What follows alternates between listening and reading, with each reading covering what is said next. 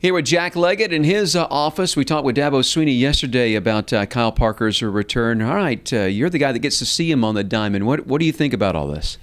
Well, it's gone on for a little bit of time, but at the same time, I want to tell everybody that Kyle's done a tremendous job handling this. He stuck to his guns. He laid out what he needed, what he wanted, where he was going with this whole thing, and he just decided that I made a commitment. This is what I told you I needed. This is what I thought would work and what wouldn't work. And he made a decision on the time frame that he mentioned, and based on the ideas that he had going into this whole process. But he's done a great job with it, and we're excited about having him come back to school to play football.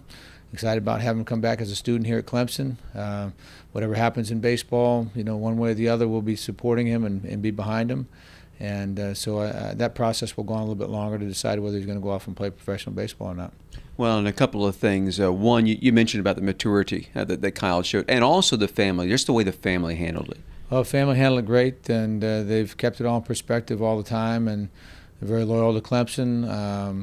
Kyle's still a young man, he's 21 years old or whatever, and so there's a lot of life ahead of him. There's a lot of good things ahead of him, regardless of what he chooses to do right now. But he's one of those guys, I think, that's always had a little bit of football in his blood, kind of like I have, and I always enjoy being around the football situation, and I'm glad it worked out for Dabo, his staff, the football team, his teammates, and I'll be excited about going to football games and watching him play again. And like I say, we'll support him whatever he decides to do with the baseball part of it. Yeah, this is great for football, but this is also great for the baseball program here.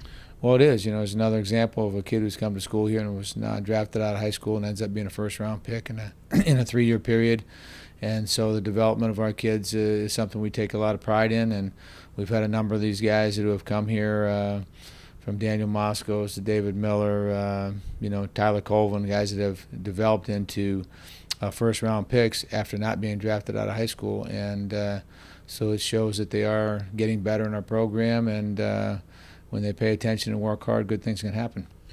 He is a first-round pick. We've mentioned the August 15th deadline. Do you dare let yourself, though, think, all right, what if he gets beyond August 15th and hasn't signed? That means you'd have him available for you next year. Well, that would obviously be very nice, and maybe we'll get a present like Dabo got. But we'll see what happens, and just let it ride from here, and just let him, work through the process like he did before, and he'll be up front. I talked to him on the phone yesterday, and talked to Dabo yesterday, and so everybody's excited, and he seems excited about coming up to practice on Monday and getting with his teammates and getting back in school. And so I think in the long run, whatever happens, we've had a great ride with Kyle Parker baseball-wise, and had a lot of fun with him. And if he comes back, we certainly would love to have him in our lineup again.